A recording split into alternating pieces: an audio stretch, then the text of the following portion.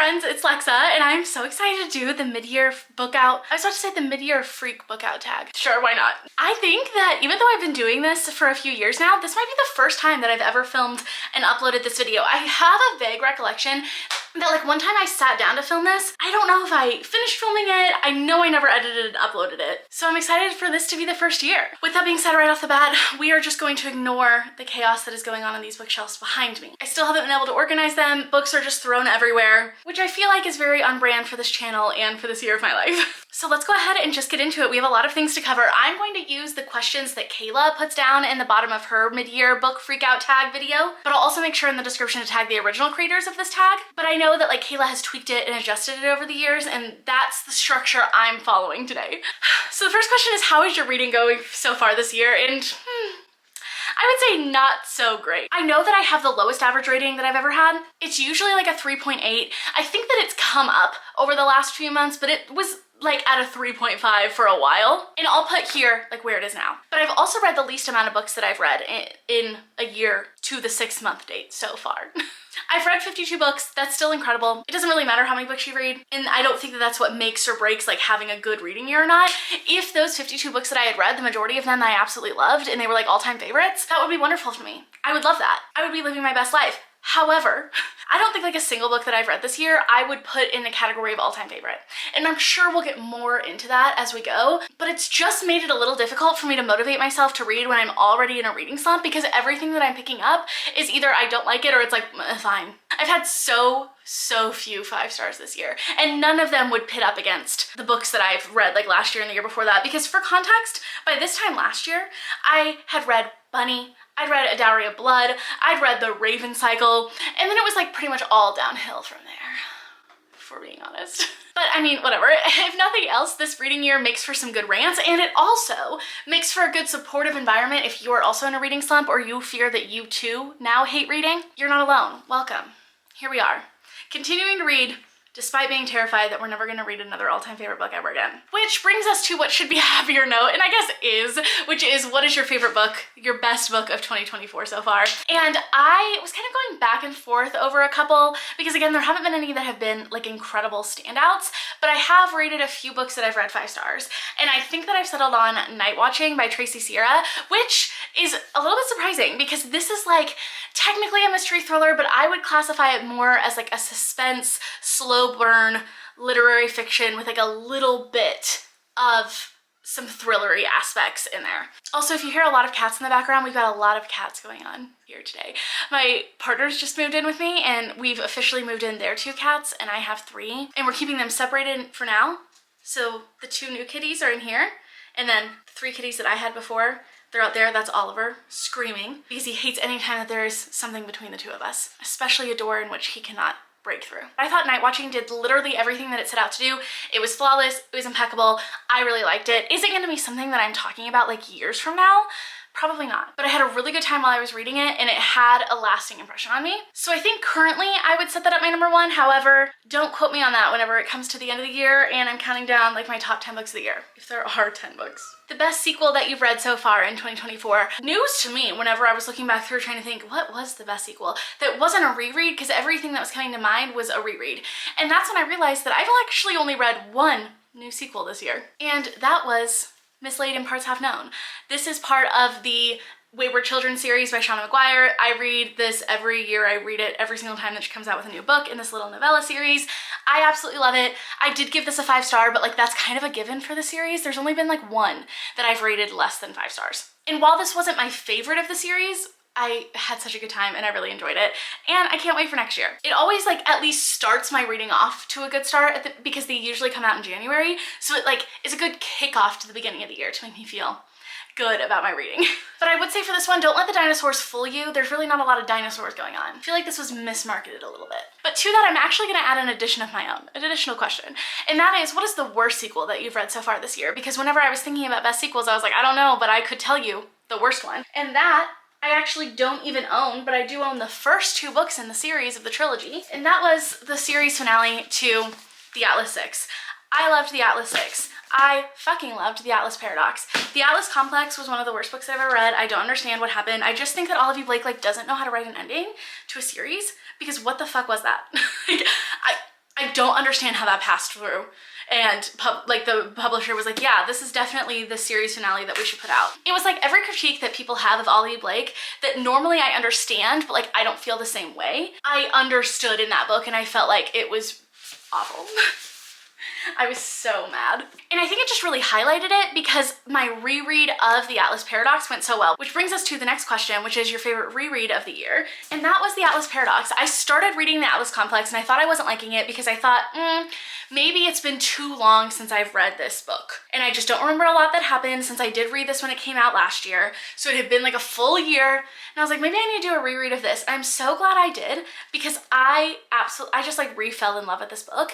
And I'm so glad I did because it really contrasted for me the difference between the writing and the character work in this book versus the writing and the character work in the Atlas Complex, and made me feel less bad about hating that one so much because I know that there's a huge discrepancy. And I know the possibilities of what the Atlas Complex could have been and then wasn't, which makes it even more disappointing because I am absolutely obsessed with this book and this could have been an all-time favorite series.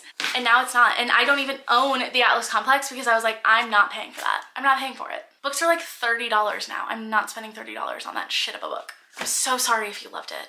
And I'm so sorry, Olivia Blake, but what the fuck was that? I feel like you would agree. I feel like you know that's not your best work. And that's okay, bestie, they can't all be. But like, the conclusion probably should have been a little bit better than that. But honestly, all of my rereads have been so successful. I've been doing a lot of rereading this year because I just needed to convince myself that I didn't hate reading in general and that it's not just me and it's not that I'm just like out of my reading era, because I am really enjoying the same books that I've really enjoyed before. I reread A Dowry of Blood and I loved it just as much, if not more, the second time that I reread it. I reread the Mistborn series. Loved it. I would say it didn't hit as hard the second time, but that's because like it couldn't. And I knew that going into it, and it was still so much fun, and I enjoyed this reread immensely. So I know I can love reading, I just have not found the books that are working for me right now. Hey, nope, nope, nope, nope, nope, no friend. That's not to scratch on. I know, it's gonna be a tricky thing to learn. My rereads have really been like the most successful part of this year.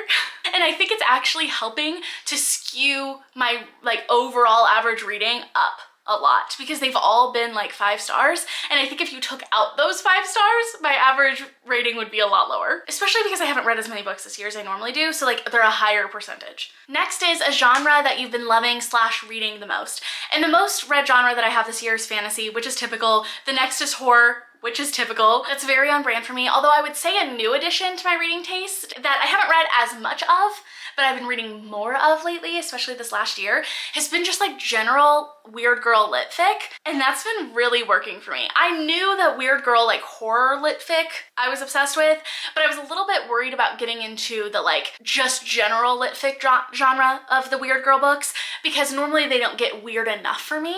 But I've actually been like really enjoying books that I wouldn't classify as anything, like they're mainly normal. Not supernatural, not super thrilly. That applies to Happiness Falls by Angie Kim that I loved and was a 5 star. I would say Night Watching falls in that too, even though like both of those have a mystery / thriller element. That's not the main focus of it. And I think that if you went into it with those expectations, you were gonna be a little bit disappointed. I really loved Acts of Desperation and Brutes, both of which I read for my Weird Girl reading vlog, which I don't think that's gonna be up yet, but it's gonna be up soon by the time that this video comes out. It's just taking me a very, very, very long time to edit. There's a book that I want to talk about that I need the physical copy of, and it's in the living room. Hold on, I'll be right back. Uh-oh, moved that more than I wanted to. Sure, we'll go with that. The next one is a new release that you haven't read yet and you want to, and I don't know if technically this is cheating because I have started this, but like I've barely started it, so I feel like it counts. And it's the only one that I could think of, and that's Evocation? Evocation? Evocation. Evocation. And this is by S.T. Gibson, who wrote A Dowry of Blood, which I love. And this is gonna be interesting because it's actually the beginning to a series. And I don't think that she's ever done series before, at least that I've read. So I'm really excited to see where she goes with this series. As soon as I remembered that she was coming out with this, because she just came out with An Education in Malice. So this was like a very quickly new released book right after that because both of these books have released this year. I like immediately ordered it. And hopefully it will redeem S.T. Gibson after the shit show, which was An Education in Malice. My most anticipated release for the rest of the year. I have 2.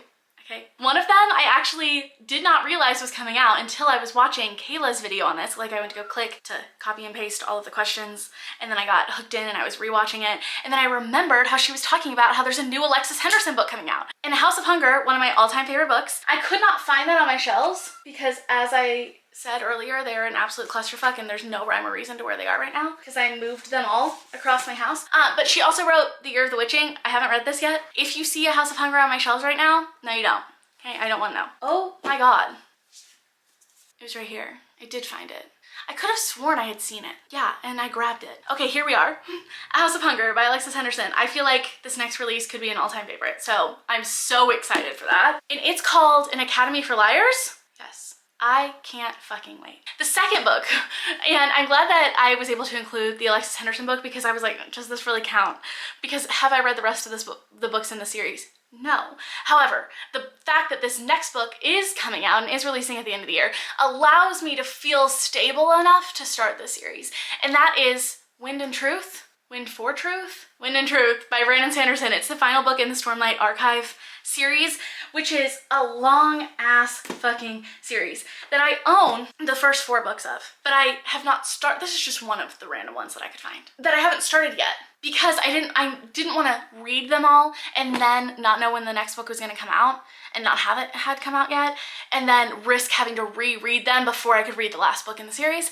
I love completed fantasy series. So the fact that like this will be a completed arc very soon makes me feel more confident reading it because it is 1,000,000 billion pages long. The series is. Speaking of 1,000,000 billion, this is a tangent. To all of my fellow neurodivergent friends, does your brain do this thing where it hyperfixates on like a song or a sound that you hear on TikTok, and then for like a week and a half straight, you just keep pulling up the video that you heard this song/sound on and playing it on repeat and like humming it and singing it to yourself, and like everything in your life, your brain ties back to relation to this song. For whatever reason, your brain decided to hyperfixate on it. It's like become your life until suddenly a week and a half later, you will never think about that song ever again. That's happened to me. However, unfortunately for me and everyone else around me, it's some stupid fucking country AI generated song that I don't know how this came across my For You page, but it's like a channel of nothing but asking AI to create different country songs. And like, listen, fuck AI art, okay, in general. We can establish that. Also, fuck drunk driving, which is what this AI country song is about. But it's something about it. Listen, it's so bad, but it's also like kind of fucking iconic. And like, you could have played this song for me and told me it was Morgan Wallen's newest single, and I would have absolutely fucking believed it, and I would have been like, that's gonna be a #1 hit.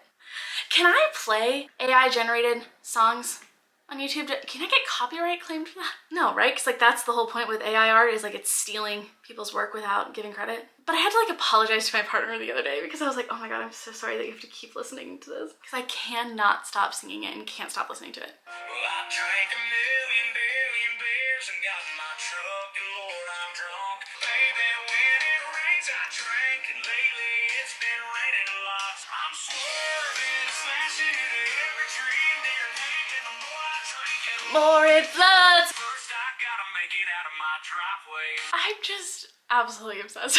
The biggest, most iconic plot twist I've ever heard in a song. And I cannot get over the opening lyrics being, I drank 1,000,000 billion beers. But you cannot tell me that if you heard this song playing at Midnight Rodeo, that you would think twice about it, okay? And everyone in the Springfield, Missouri and surrounding area knows what's up. You know what I'm talking about, okay? Don't deny it. Okay, so moving on from that, my biggest disappointment. As previously hinted at. Technically, I would say the Atlas Complex is my biggest disappointment, but we've already talked about that. So I want to take this time to really highlight how much of a disappointment Education of Malice was. I did an entire reading vlog for this. I read this over the course of a day before my birthday because I was so excited about it. I went to Barnes & Noble and bought this for full price. I started tabbing it. I felt like the first part of this, like this first 60 pages, it was so good. It felt like S.D. Gibson. It felt incredible. Did it feel a lot like A Dowry of Blood, but just make it dark academia in the modern day? Yeah. And make it sapphic? Yeah, okay, but like I loved that. And I was fine with that. But then it felt like she was like, oh, I have to change this up. I have to do something different. No, girl, you didn't. Because it was not good. It was not good. The only 2 stars I will give this are 1 star for the first 60 pages. Okay, those were really good. You almost had me there. You had me in the first half, not gonna lie. The second star, what was this? Second star, is for the smutty scene Impeccable. I wish that S.D. Gibson could write every single smutty scene that I've ever read and will ever read. It just works for me. It's not cringy. I'm a fan. Hated everything else about this book. Also, honorable mentions to A Half a Soul by Olivia Atwater and Out There Screaming, a collection by Jordan Peele. I literally already unhauled Out There Screaming, despite it being one of my most anticipated releases of the year, because it was so disappointing and it just made me mad every time I looked at it and just made me continue in my mind to rank it lower and lower. Like, I think the average star rating of what I thought it was when I was trying to justify to myself that I liked it, I was like trying to pretend, it's just gone down from there, and it kept going down every time I looked at it. So I was like, goodbye, thank you. And Half a Soul, I don't understand. I don't get it. Okay, most books that I don't like, I'm like, I understand, but it has an audience. That audience just isn't me. I don't get how you all love this book so much. It was so bad. It was so bad. It wasn't even like, it's a cozy fantasy and cozy fantasy doesn't always work for me. It wasn't even that. It was just like objectively poorly written. Listen, and that's not a dig against you. Hair got stuck in my eyelashes. My eyelashes are so tiny. How is that possible? This is not a dig against you if you liked it. I love that for you. I wish that I were you. I don't get it at all. I wish I could unread it. Is that dramatic? Possibly. But here we are. I'm committing. This like huge horsefly just tried to fly into the window, but it sounded like someone was tapping on my window. And I had the cops show up at my house and knock on my door at like 2 a.m. the other night, so I'm kind of on edge. And I knew better than to answer the door for the fucking cops, okay? But then my anxiety got the best of me and I thought, Alexa, what if they're here to alert you that like your car got broken into or something? Or what if there's like a fire and they're trying to let you know because they've been knocking at your door for 10 minutes and it's 2 o'clock in the morning. So they're very insistent. So like maybe this is a safety hazard. No, it wasn't. Of course it wasn't. Biggest surprise. I'm gonna say Vera Wong's Unsolicited Advice for Murders. Normally I like cozy mysteries and like they're a good palate cleanser in between some of the darker stuff that I read. It's kind of pick me back up whenever I'm feeling a little like I'm too in the darkness, but very rarely are they ever 5 stars. This was so good. It's gonna be on, I'm assuming, unless I happen to read some outstanding books this next 6 months, which please God, I'm begging you. Dear Jesus, it's me, your girl, Lexa, please. But I loved Vera Wong. I'm obsessed with her. An incredible character. I had so much fun. This was so well done. And if you're looking for a fun, cozy mystery, pick this up. I'm absolutely obsessed. New favorite author. This one's a little tricky. The rules of this question state that it can be a new to you author or like a debut author, which I guess would also be new to you, because they're new to everyone. And I, for the longest time while I was looking through all of my books, was like, maybe I just don't have one. But I will say, I don't have like a new all-time favorite author. Like I didn't read anything that would put anyone in that holy grail bracket, but I did discover an author that I'm excited to look forward to the other things that she writes, and that's Kelly Andrew. So this was really interesting because I was reading one of her books. I had like just started it. And then I was watching a YouTube video of someone talking about her other book, and they were saying that it gave them like Raven Boy vibes, like in the way that it's written. And I was like, oh, that sounds really good. So I went to go place a hold at the library, and I was like, that cover looks like the same vibes of the cover that I'm reading. And then I was like, oh my God, it's the same author. And it was really extra funny because the book that I was reading, I was thinking to myself, this kind of gives me Raven Boy vibes. Like the prose is very similar. It feels like a fan of the Raven Boys wrote this book. And I think that that's what it is. Neither of these I gave 5 stars, but I did really love them. And for YA horror books, I thought that they were a fun time. I'm excited to like see what else she puts out there. I thought that they were really good, and I'm excited that I happened to get a special edition copy of the newest book in my Owl Crate box. This art is so pretty. I'm excited because most of the special edition books that I get in book boxes, I never read. Or I end up just having meh feelings about them. So the fact that I have one that like I actually really like and I enjoyed, was great.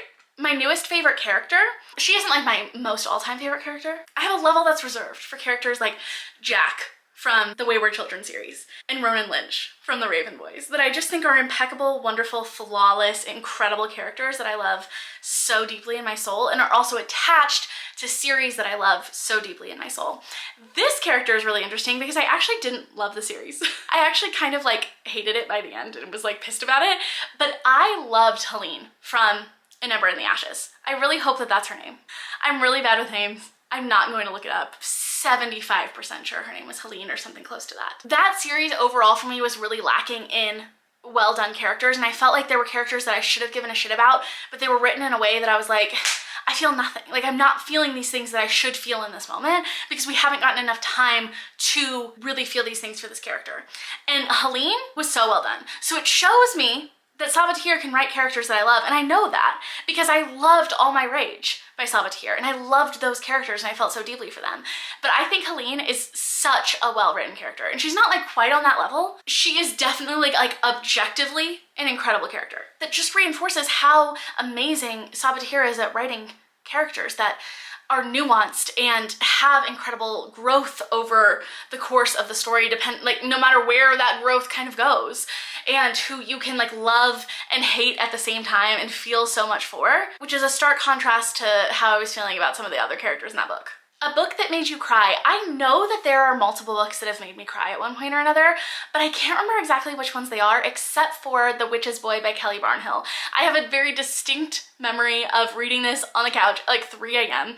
and sobbing at the finale of it, and that's just because something about Kelly Barnhill's writing, especially for her middle grade books, I say that as if I've read anything from her that isn't her middle grade books, but they're so well done. She wrote The Girl Who Drank the Moon, which is one of my favorite books of all time. I love it. Such a good recommendation. It's middle grade fantasy, impeccable. So then I went ahead and read another book by her, an attempt to find a 5-star read, which was The Witch's Boy, and it was so good. I cried at the end. She just knows how to pull on my heartstrings. I think her books are such a great example of books that appeal to a middle grade audience, but appeal to adults just as much. Like, they defy age range. Anyone could read them, I think, and really, really enjoy them. A book that made you happy, I'm going to double up on mentioning books, which in my defense, there weren't a lot of books that made me happy this year, okay? So that's gonna have to happen, and that's Farawong. I had such a fun time reading that book.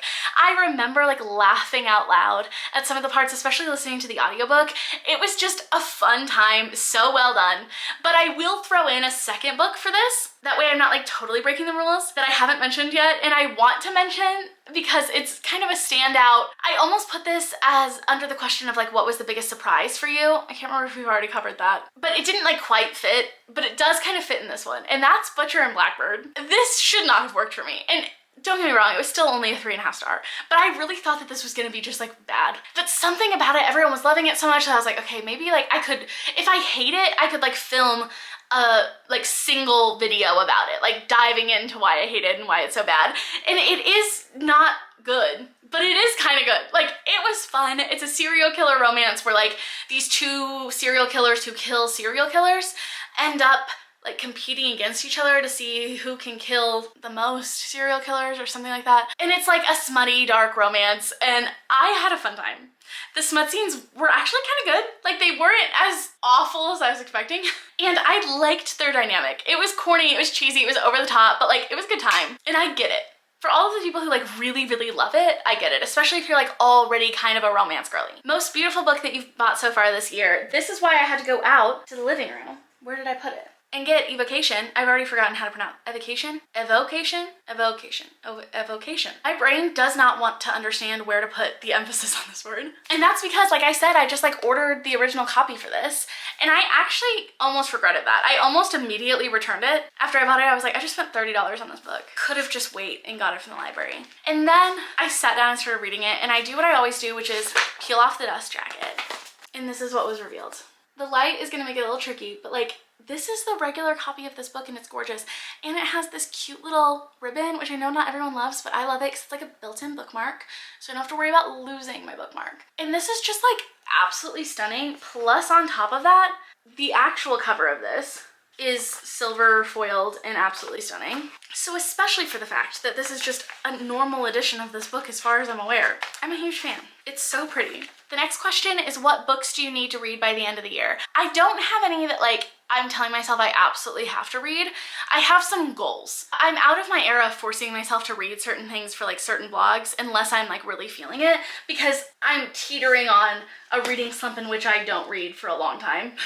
And I'm trying to avoid that. So in hopes of avoiding that, I think a big goal of mine for the rest of the year is wanting to prioritize books that I actually believe could be 5 stars. I talked about this in a previous video before, I can't remember which one, but just about how sometimes I do this thing in my mind where like I have books that I have are like 5-star anticipated releases. Maybe it was my predicting books that are gonna be 5 stars video, and not reading them because I'm worried that like they're gonna be 5 stars, or I'm worried that like they could have been 5 stars had I read them at a different time, but because right now I'm in such a slump, they're not going to be. But like, I just like, if there is ever a time to pull out the books you think you're gonna love, wouldn't teetering on a terrible, terrible, awful, permanent reading slump be that time.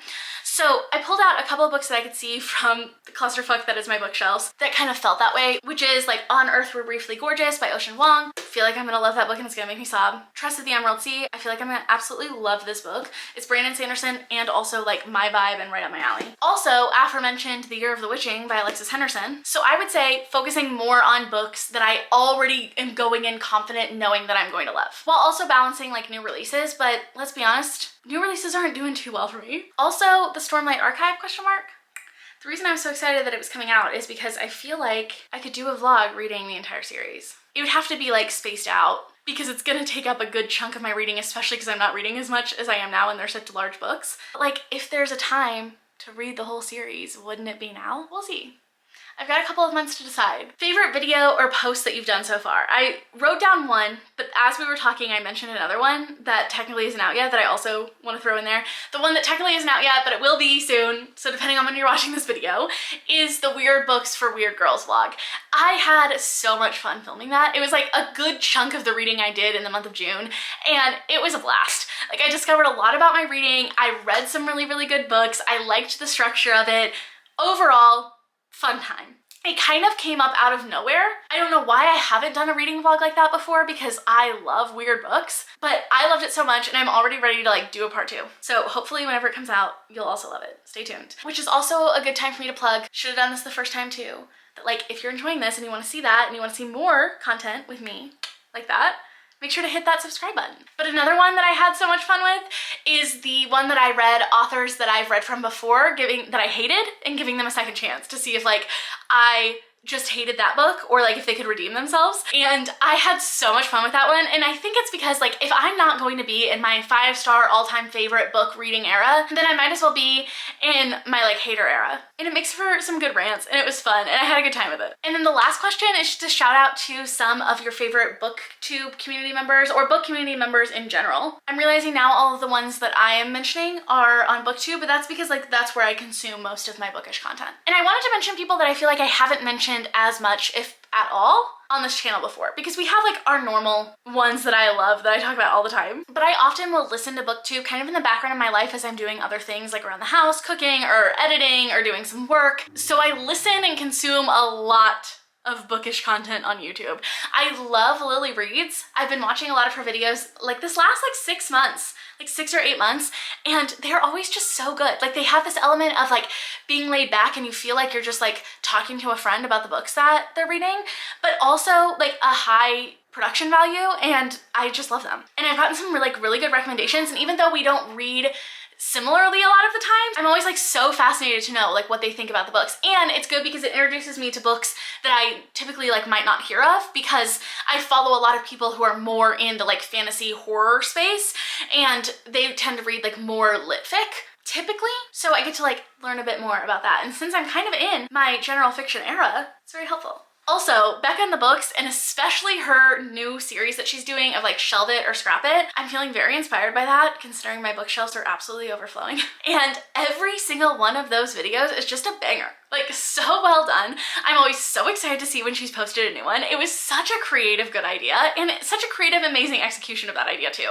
I think have talked about Becca before because I've been watching her for a really long time. Like, that series like really reignited my love of like keeping up with her channel and watching her videos. And someone who technically isn't like a part of just the bookish community, she's more a part of the makeup community, but she's been doing videos where she does her makeup and then also kind of recaps the books that she's read over the last month. She does like a reading wrap up, and that's Baddie Bean. And I loved her makeup videos. And then when I saw that she did those videos, I was like, oh my God, it's a combination of my 2 favorite things.